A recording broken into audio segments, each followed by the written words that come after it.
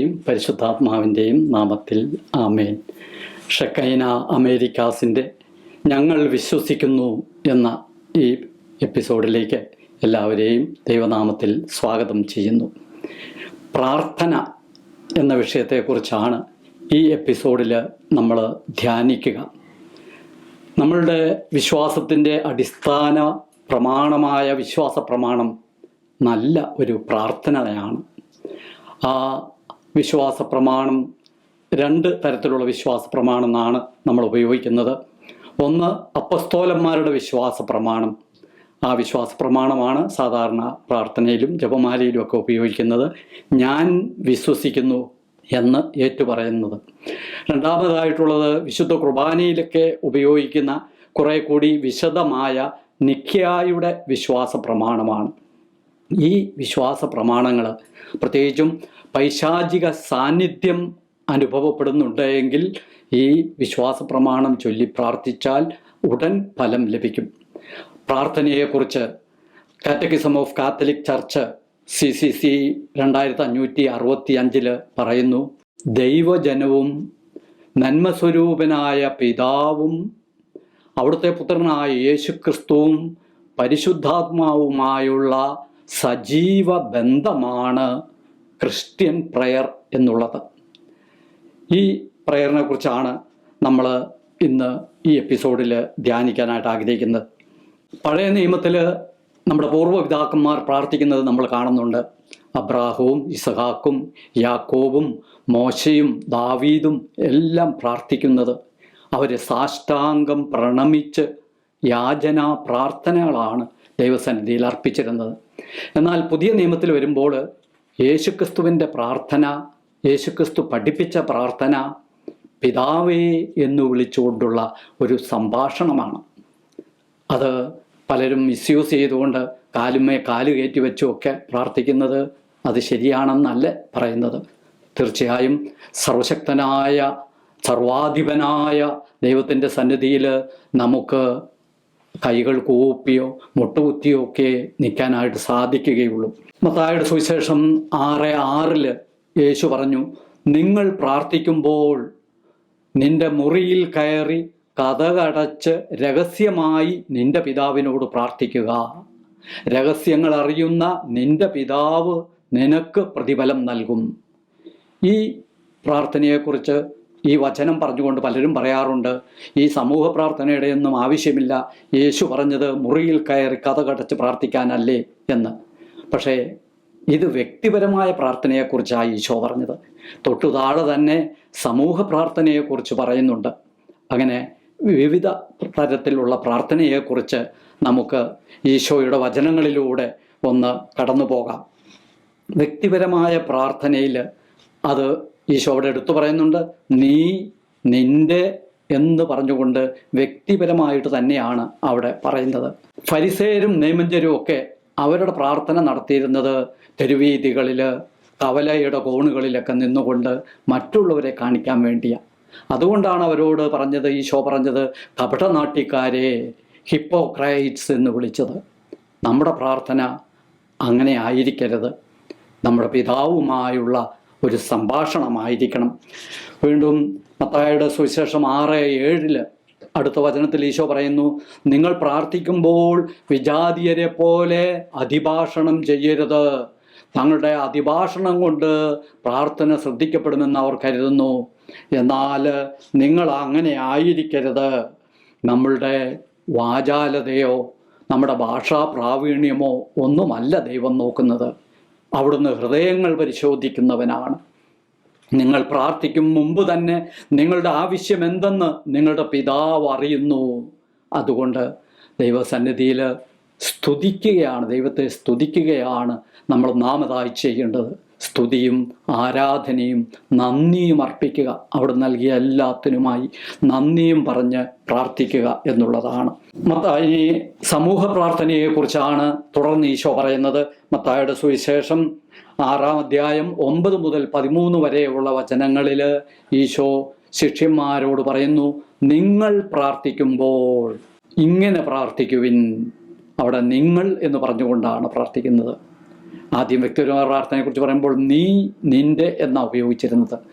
നിങ്ങൾ പ്രാർത്ഥിക്കുമ്പോൾ ഇപ്രകാരം പ്രാർത്ഥിക്കുവിൻ: സ്വർഗസ്ഥനായ ഞങ്ങളുടെ പിതാവേ, അങ്ങയുടെ നാമം പൂജിതമാകണമേ, അങ്ങയുടെ രാജ്യം വരണമേ, അങ്ങയുടെ തിരുമനസ് സ്വർഗത്തിലെ പോലെ ഭൂമിയിലുമാകണമേ.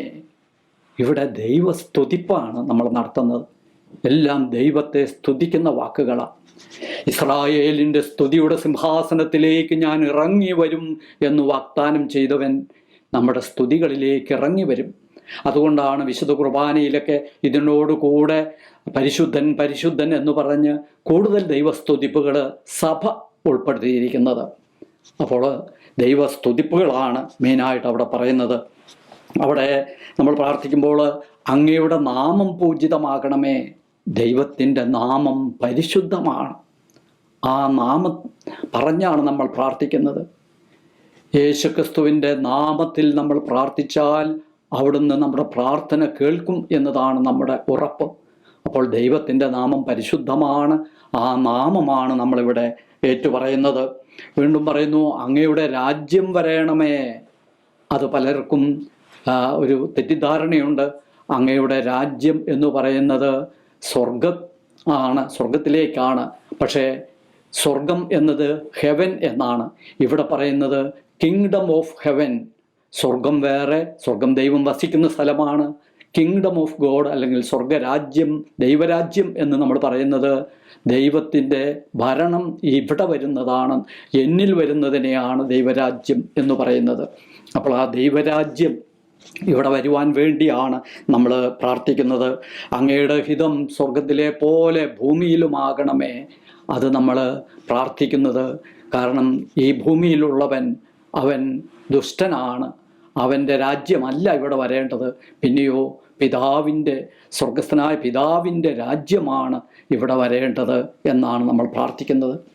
ഈ ദൈവസ്തുതിപ്പുകളാണ് ഇത് നമ്മളിന്ന് കണ്ടു. രണ്ടാമതായിട്ട് ഇതിൻ്റെ രണ്ടാം ഭാഗത്തിൽ മത്തായിയുടെ സുവിശേഷം 6-ാം അധ്യായം 11 മുതലുള്ള വചനങ്ങളിൽ നമ്മൾ കാണുന്നു, അന്നു വേണ്ട ആഹാരം ഇന്ന് ഞങ്ങൾക്ക് തരണമേ. അന്നു വേണ്ട ആഹാരം, ഡെയിലി ബ്രെഡ്. എന്താണ് ഈശോ ഇവിടെ ഉദ്ദേശിക്കുന്നത്? ഒരിക്കലും നമ്മൾ ഉദ്ദേശിക്കുന്നത് പോലെ ഭൗതികമായ ആഹാരത്തെക്കുറിച്ചല്ല. കാരണം ഈ സ്വർഗസ്ഥനായ പിതാവേ എന്ന കർത്തൃപ്രാർത്ഥനയിൽ എവിടെയും ഭൗതികമായ ഒരു കാര്യവും പറയുന്നില്ല.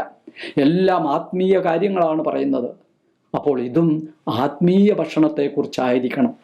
മാത്രമല്ല മത്തായിയുടെ സുവിശേഷം 6:25 തുടർന്ന് ഈശോ പറയുകയാണ്, എന്തു ഭക്ഷിക്കും പാനം ചെയ്യുമെന്ന് ജീവനെക്കുറിച്ചോ എന്തു ധരിക്കും എന്ന് ശരീരത്തെക്കുറിച്ചോ നിങ്ങൾ ഉത്കണ്ഠാകുലരാകേണ്ട. ഇതെല്ലാം നിങ്ങൾക്ക് ആവശ്യമാണെന്ന് എൻ്റെ സ്വർഗസ്ഥനായ പിതാവിനറിയാം. ആകാശത്തിലെ പക്ഷികളെ നോക്കുക, അവ വിതയ്ക്കുന്നില്ല, കൊയ്യുന്നില്ല, കളപ്പുരയിൽ ശേഖരിക്കുന്നുമില്ല. അവയെ എൻ്റെ സ്വർഗസ്ഥനായ പിതാവ് തീറ്റിപ്പോറ്റുന്നു. അവയേക്കാൾ എത്രയോ വിലപ്പെട്ടവരാണ് നിങ്ങൾ. നിങ്ങൾ എന്തിനു ഭക്ഷണത്തെക്കുറിച്ച് ആകുലപ്പെടുന്നു? എന്തിനു വസ്ത്രത്തെക്കുറിച്ച് ഉത്കണ്ഠപ്പെടുന്നു? ആത്മീയ ഭക്ഷണമാണ്. ഏതാണ് ഈ ആത്മീയ ഭക്ഷണം? യോഹന്നാന്റെ സുവിശേഷം 6:53 യേശു പറയുന്നു, നിങ്ങൾ എൻ്റെ ശരീരം ഭക്ഷിക്കുകയും രക്തം പാനം ചെയ്യുകയും ചെയ്യുന്നില്ല എങ്കിൽ നിങ്ങൾക്ക് ജീവൻ ഉണ്ടായിരിക്കുകയില്ല. അതാണ് നമ്മുടെ ആത്മീയ ആഹാരവും പാനീയവും. ഈശോയുടെ തിരുശരീരവും തിരുരക്തവുമാണ് നമുക്ക് യേശുവിൻ്റെ ജീവൻ നമ്മളിൽ ഉണ്ടാകുവാൻ വേണ്ടി അവിടുന്ന് നമുക്ക് നൽകിയ ദിവ്യഭോജ്യം. അതിനുവേണ്ടിയാണ് നമ്മൾ പ്രാർത്ഥിക്കേണ്ടത്. വിശുദ്ധ കുർബാനയ്ക്ക് വേണ്ടിയാണ് നമ്മളവിടെ പ്രാർത്ഥിക്കുന്നത്. ഞാൻ ഓർക്കുന്നു, എനിക്ക് ന്യൂയോർക്ക് സിറ്റിയിലാണ് ജോലി. ദിവസവും രാവിലെ 7 മണിക്ക് പുറപ്പെടണം. അതുകൊണ്ട് തന്നെ എൻ്റെ അനുദിന ബലി മുടങ്ങിപ്പോകാനായിട്ടിടയായി. അപ്പം ഞാൻ ഏറെ ആഗ്രഹിക്കുകയും പ്രാർത്ഥിക്കുകയും ചെയ്തപ്പോൾ കർത്താവ് എൻ്റെ കണ്ണു തുറന്നു തന്നു. ഞാൻ ജോലി ചെയ്യുന്നതിൻ്റെ അടുത്ത് തന്നെ ഒരു പള്ളി. അപ്പോൾ ആ പള്ളിയിൽ പ്രാർത്ഥിക്കാനായിട്ട് ചെന്നപ്പോഴാണ് ഞാൻ മനസ്സിലാക്കിയത് അവിടെ ഉച്ചയ്ക്ക് ഇൻ്റർവെൽ സമയത്ത് കുർബാനയുണ്ട്. അപ്പോൾ തീർച്ചയായും ആഗ്രഹിക്കുകയും പ്രാർത്ഥിക്കുകയും ചെയ്യുമ്പോൾ കർത്താവ് നമുക്ക് ഈ അന്നു വേണ്ട ആഹാരം നൽകി അവിടുന്ന് നമ്മളെ അനുഗ്രഹിക്കുക തന്നെ ചെയ്യും. വീണ്ടും മത്തായിയുടെ സുവിശേഷം 6:12 ഇങ്ങനെ പറയുന്നു, ഞങ്ങളുടെ കടക്കാരോട് ഞങ്ങൾ ക്ഷമിക്കുന്നത് പോലെ ഞങ്ങളുടെ കടങ്ങൾ ഞങ്ങളോടും ക്ഷമിക്കണമേ. ഇവിടെ കടം എന്ന് പറയുന്നത് നമ്മുടെ കേരളത്തിലൊക്കെ കടം കയറി ആളുകൾ ആത്മഹത്യ ചെയ്യുന്നതൊക്കെ വാർത്തകൾ നമ്മൾ കേൾക്കുന്നുണ്ട്. ആ കടമം മാത്രമല്ല ഇവിടെ ഉദ്ദേശിക്കുന്നത്. പിന്നെയോ സമാന്തര സുവിശേഷത്തിൽ ലൂക്കായുടെ സുവിശേഷം 11:14 രേഖപ്പെടുത്തിയിരിക്കുന്നത് ഞങ്ങളുടെ പാപങ്ങൾ ഞങ്ങളോട് ക്ഷമിക്കണമേ. തീർച്ചയായും ദൈവത്തിനെതിരായുള്ള തെറ്റ് അത് പാപം എന്നാണ് നമ്മൾ വിളിക്കുക. അപ്പോൾ ഏതാണ് ഇവിടെ കൂടുതൽ അനുയോജ്യം? വിശുദ്ധ കുർബാനയിൽ നമ്മൾ ഉപയോഗിക്കുന്നത് ഞങ്ങളുടെ കടക്കാരോട് ഞങ്ങൾ ക്ഷമിക്കുന്നത് പോലെ ഞങ്ങളുടെ കടങ്ങളും പാപങ്ങളും ഞങ്ങളോട് ക്ഷമിക്കണമേ എന്നാണ്. അതാണ് കൂടുതൽ അനുയോജ്യമെന്ന് നമുക്ക് കാണാൻ സാധിക്കും. പലപ്പോഴും നമുക്കറിയാവുന്ന പോലെ ആദ്യകാലത്തൊക്കെ മിഷണറിമാരാണ് വന്ന് നമ്മുടെ ഈ പ്രാർത്ഥനകളൊക്കെ മലയാളത്തിലേക്ക് ആക്കിയത്. അപ്പോൾ അവർ ഇംഗ്ലീഷിൽ പറഞ്ഞ് അതിനെന്താണ് മലയാളത്തിൽ വാക്കെന്ന് ചോദിക്കുമ്പോൾ നമ്മൾ കൊടുത്ത പല ട്രാൻസ്ലേഷനുകളുമാണ് തെറ്റിപ്പോയതിൻ്റെ ഒരു കാരണം.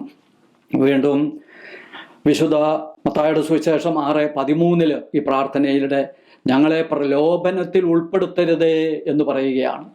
നമ്മൾ ആ പ്രലോഭനത്തിൽ ദൈവമാണ് ഉൾപ്പെടുത്തുന്നത് എന്ന തെറ്റിദ്ധാരണ ഉണ്ടാകാതിരിക്കാൻ വേണ്ടി ഞങ്ങൾ പ്രലോഭനത്തിൽ വീഴാൻ ഇടയാകരുത് എന്ന് ഒരു മാറ്റം ഈ പ്രാർത്ഥനയ്ക്ക് കൊണ്ടുവന്നിട്ടുണ്ട്. പക്ഷേ ഇംഗ്ലീഷിൽ ഇപ്പോഴും lead us not into temptation എന്ന് തന്നെയാണ്. അപ്പോൾ എന്തായാലും അർത്ഥം നമുക്കറിയാം. പ്രലോഭകൻ എന്ന് പറയുന്നത് ദുഷ്ടനാണ്. ആ പ്രലോഭനത്തിൽ വീഴാനായിട്ട് ഞങ്ങളെ ഇടയാകരുത്, പ്രലോഭനങ്ങളിൽ നിന്ന് ഞങ്ങളെ സംരക്ഷിക്കണമേ എന്ന അർത്ഥത്തോടെ തന്നെ നമ്മളത് പ്രാർത്ഥിക്കണം. പിന്നീട് വീണ്ടും വരുന്നു, തിന്മയിൽ നിന്ന് ഞങ്ങളെ രക്ഷിച്ചു കൊള്ളണമേ. തിന്മയും നന്മയും ഒന്നും അല്ല അവിടുത്തെ പ്രതിപാദ്യ വിഷയം. അവിടുത്തെ പ്രതിപാദ്യ വിഷയം ഡെലിവർ അസ് ഫ്രം ഈവിൾ എന്നുള്ളതാണ്. ഡെലിവർ, ഞങ്ങളെ വിടുവിക്കണമേ എന്നാണ്. ആരിൽ നിന്ന്? ഈവിൾ, ദുഷ്ടനിൽ നിന്ന് എന്ന് വിടുവിക്കണമേ എന്നതാണ് അവിടുത്തെ പ്രമേയം. അതുകൊണ്ടാണ് വിശുദ്ധ കുർബാനയിൽ നമ്മൾ പ്രാർത്ഥിക്കുമ്പോൾ ദുഷ്ടാരൂപിയിൽ നിന്നും ഞങ്ങളെ രക്ഷിക്കണമേ എന്ന് പറഞ്ഞാണ് പ്രാർത്ഥിക്കുന്നത്. അത് തന്നെയാണ് ഏറ്റവും യോജിച്ച ട്രാൻസ്ലേഷനും. നമ്മൾ അങ്ങനെ പ്രാർത്ഥിക്കാനായിട്ട് ശ്രദ്ധിക്കണം. അല്ലെങ്കിൽ ഒരുപക്ഷെ ദുഷ്ടൻ, ജോബിനെക്കുറിച്ച് ദൈവത്തിന് മുമ്പിൽ ഏഷണി പറഞ്ഞതുപോലെ അവർ ദുഷ്ടനിൽ നിന്ന് രക്ഷിക്കണമെന്ന് പ്രാർത്ഥിച്ചില്ലല്ലോ, തിന്മയിൽ നിന്ന് രക്ഷിക്കണമെന്നല്ലേ പ്രാർത്ഥിച്ചുള്ളൂ എന്ന് അവൻ നമ്മളെക്കുറിച്ച് ഏഷണി പറയാനായിട്ട് ഇടയാകരുത്. ഈ കർത്തൃപ്രാർത്ഥന ഈശോ അവസാനിപ്പിക്കുന്നത് ഒരു കണ്ടീഷൻ വെച്ചുകൊണ്ടാണ്. മത്തായി 6:14 മറ്റുള്ളവരുടെ തെറ്റുകൾ നിങ്ങൾ ക്ഷമിക്കുമെങ്കിൽ നിങ്ങളുടെ സ്വർഗസ്ഥനായ പിതാവ് നിങ്ങളോടും ക്ഷമിക്കും. വലിയൊരു കണ്ടീഷൻ വെച്ചിരിക്കുകയാണ്. എന്താ? മറ്റുള്ളവർ നമ്മളോട് ചെയ്യുന്ന തെറ്റുകൾ നമ്മൾ ക്ഷമിക്കുന്നില്ല എങ്കിൽ സ്വർഗസ്ഥനായ പിതാവ് നമ്മളോട് ക്ഷമിക്കുകയില്ല എന്നതാണ് ആ കണ്ടീഷൻ. അപ്പസ്തോലന്മാർ ഏതൊക്കെ തരത്തിലായിരുന്നു പ്രാർത്ഥിച്ചിരുന്നത്? അല്ലെങ്കിൽ ആദിമ ക്രൈസ്തവ സമൂഹത്തിൻ്റെ പ്രാർത്ഥന എങ്ങനെയായിരുന്നുവെന്ന് അപ്പസ്തോല പ്രവർത്തനം 2:42 നമ്മൾ കാണുന്നു. ആദ്യ ക്രൈസ്തവ സമൂഹം അപ്പസ്തോലന്മാരുടെ പ്രബോധനം, കൂട്ടായ്മ, അപ്പം മുറിക്കൽ, പ്രാർത്ഥന എന്നിവയിൽ സദാ താല്പര്യപൂർവ്വം പങ്കുചേർന്നിരുന്നു. അപ്പോൾ അവിടുത്തെ 4 തരത്തിലുള്ള പ്രാർത്ഥനയാണ് അവിടെ നമ്മൾ കാണുന്നത്. ഒന്ന്, അപ്പസ്തോലന്മാരുടെ പ്രബോധനവും കൂട്ടായ്മയും. അത് ആ കൂട്ടായ്മ എന്നത് നമുക്ക് ഈ വിശ്വാസത്തിൽ നിലനിൽക്കാൻ ആവശ്യമാണ്. ആ ബോധ്യം ലഭിച്ചതുകൊണ്ട് ഞാനൊരു ധ്യാനം കൂടി തിരിച്ചു ചെന്ന ഉടനെ തന്നെ എൻ്റെ വികാരിയച്ഛനെ കണ്ട് നമുക്കൊരു പ്രാർത്ഥനാ കൂട്ടായ്മ ആരംഭിക്കണമെന്ന് പറഞ്ഞൊരു കൂട്ടായ്മ ആരംഭിക്കാനായിട്ട് ഇടയായി. അതാണ് ഈ വിശ്വാസത്തിൽ എനിക്ക് നിലനിൽക്കാനായിട്ട് ഇടയായത് എന്ന് സാക്ഷ്യപ്പെടുത്തുകയാണ്. രണ്ടാമത് വീണ്ടും പറയുന്നു, അപ്പം മുറിക്കൽ ശുശ്രൂഷ. അതാണ് വിശുദ്ധ കുർബാന. വിശുദ്ധ കുർബാനയും നമ്മുടെ ഈ വിശ്വാസത്തിൽ നിലനിൽക്കണമെങ്കിൽ നമുക്ക് അത്യാവശ്യമാണ്. വിശുദ്ധ കുർബാനയെക്കുറിച്ച് പറയുമ്പോൾ അത് ആരാധനകളുടെ ആരാധനയും പ്രാർത്ഥനകളുടെ പ്രാർത്ഥനയുമാണ്. അത് ഒരു കാരണവശാലും നമുക്ക് ഒഴിവാക്കാൻ പറ്റുന്നതല്ല. കാരണം നമ്മുടെ ആത്മീയ ഭോജനം, ഈശോയുടെ തിരുശരീരവും തിരുരക്തവും നമുക്ക് ലഭിക്കുന്നത് വിശുദ്ധ കുർബാനയിലൂടെയാണ്. അടുത്തത് പ്രാർത്ഥനയെക്കുറിച്ചാണ് പറഞ്ഞിരിക്കുന്നത്. മധ്യസ്ഥ പ്രാർത്ഥന. മധ്യസ്ഥ പ്രാർത്ഥനയെക്കുറിച്ച് പൗലോസ്ലീഹ 1 തിമോത്തി 2:1-3 വരെയുള്ള വചനങ്ങളിൽ ഇങ്ങനെ പറയുന്നു: എല്ലാവർക്കും വേണ്ടിയും അപേക്ഷകളും യാചനകളും മധ്യസ്ഥ പ്രാർത്ഥനകളും ഉപകാര സ്മരണകളും അർപ്പിക്കണമെന്ന് ഞാൻ ആദ്യമേ ആഹ്വാനം ചെയ്യുന്നു. എല്ലാ രാജാക്കന്മാർക്കും ഉന്നത സ്ഥാനീയർക്കും വേണ്ടിയും ഇപ്രകാരം തന്നെ ചെയ്യേണ്ടതാണ്. ഇത് ഉത്തമവും നമ്മുടെ കർത്താവായ ദൈവത്തിൻ്റെ മുമ്പിൽ സ്വീകാര്യവും അത്രേ. മധ്യസ്ഥ പ്രാർത്ഥനകൾ അർപ്പിക്കണം എന്ന് അവിടെ അടിവരയിട്ട് പറയുന്നു. ആ മധ്യസ്ഥ പ്രാർത്ഥനകളിലാണ് നമ്മൾ സാധാരണയായിട്ട് നമ്മളുടെ നിയോഗങ്ങളെല്ലാം, നമ്മളോട് പ്രാർത്ഥനാ സഹായം അപേക്ഷിച്ചിട്ടുള്ളവരെയും മറ്റ് നിയോഗങ്ങളും സഭയ്ക്ക് വേണ്ടിയും എല്ലാം പ്രാർത്ഥിക്കുന്നത് മധ്യസ്ഥ പ്രാർത്ഥനയിലാണ്. ഇങ്ങനെ ഈ 4 തരം പ്രാർത്ഥനയും നമ്മൾക്ക് ഈ വിശ്വാസത്തിൽ നിലനിൽക്കാൻ ആവശ്യമാണ്.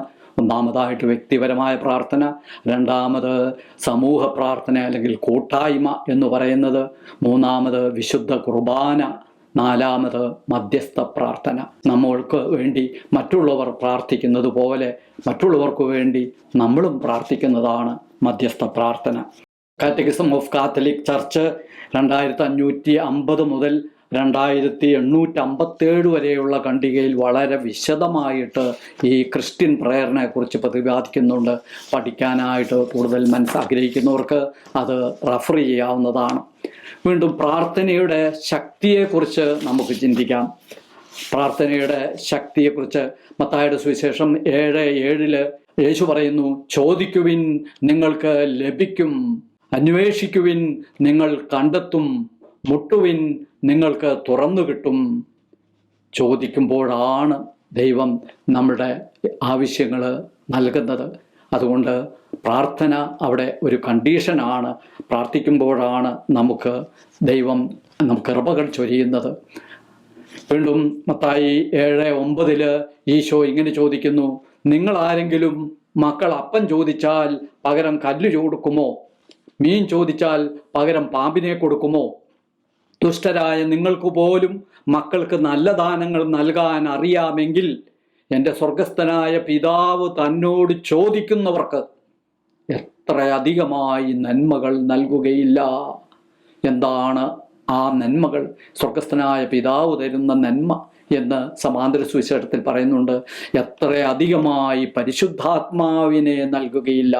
ദൈവത്തിൻ്റെ ഏറ്റവും വലിയ ദാനമാണ് അവിടുത്തെ തന്നെ സ്വന്തം ആത്മാവിനെ തന്നെ നമുക്ക് സഹായകനായി, ശക്തിദായകനായി നൽകിയിരിക്കുന്നത്. അപ്പോൾ നമ്മുടെ പ്രാർത്ഥനയിൽ പരമപ്രധാനമായി നമ്മൾ പ്രാർത്ഥിക്കേണ്ടത് ഈ പരിശുദ്ധാത്മാവിനെ, യേശുവിൻ്റെ വാഗ്ദാനമായ, പിതാവിൻ്റെയും വാഗ്ദാനമായ പരിശുദ്ധാത്മാവിനെ ഞങ്ങൾക്ക് നൽകണമേ എന്നതായിരിക്കണം നമ്മുടെ പ്രാർത്ഥന. പലർക്കും ഈ ആവർത്തിച്ചുള്ള പ്രാർത്ഥന വിരസമായിട്ട് പറയുന്നു. അതുകൊണ്ട് തന്നെ 53 മണി ജപവും ജപമാലയൊക്കെ ചെല്ലുന്നത് യുവാക്കളൊക്കെ നിർത്തിയതായിട്ടൊക്കെ കാണുവാനായിട്ട് സാധിച്ചു. പക്ഷെ നമ്മളെ ഒരു പ്രാർത്ഥന അത് ആവർത്തിക്കുമ്പോൾ അത് മന്ത്രമായിട്ട് മാറുകയാണ്.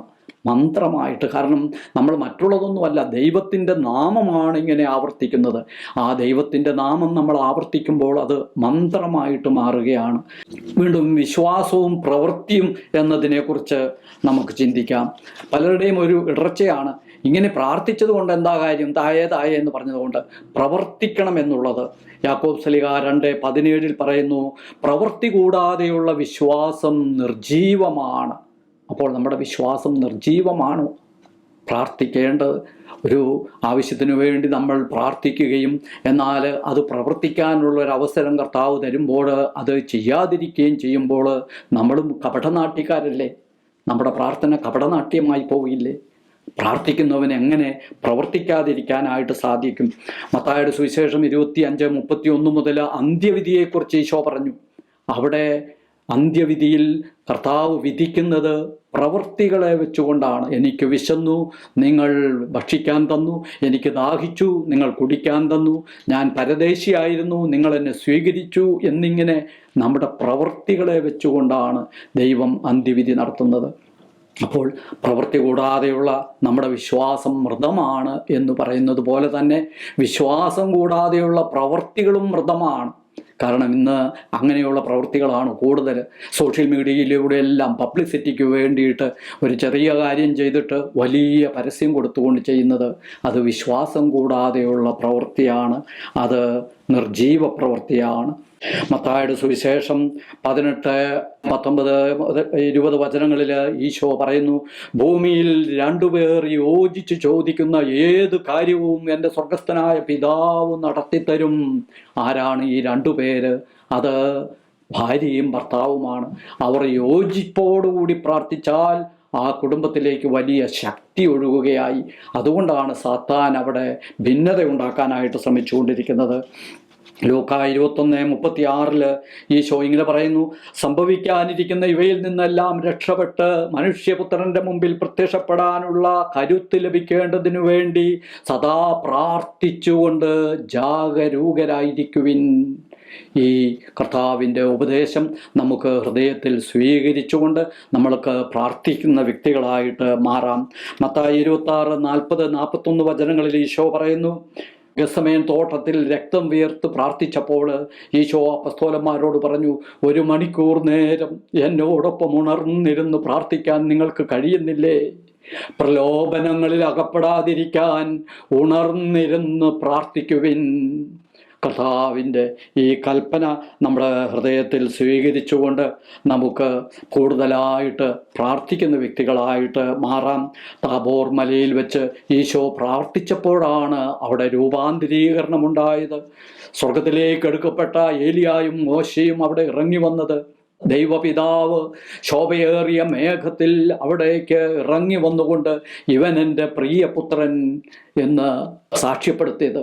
അതുകൊണ്ട് നമുക്കും പ്രാർത്ഥിക്കുന്ന വ്യക്തികളായിട്ട് മാറാനായിട്ടുള്ള കൃപ ദൈവമേ തരണമേ എന്ന് പ്രാർത്ഥിച്ചുകൊണ്ട് നമുക്ക് ഒരിക്കൽ കൂടി ദൈവത്തിന് ഈ സമയത്തിനായി നന്ദി പറഞ്ഞുകൊണ്ട് പിതാവിൻ്റെയും പുത്രൻ്റെയും പരിശുദ്ധാത്മാവിൻ്റെയും നാമത്തിൽ ആമേൻ.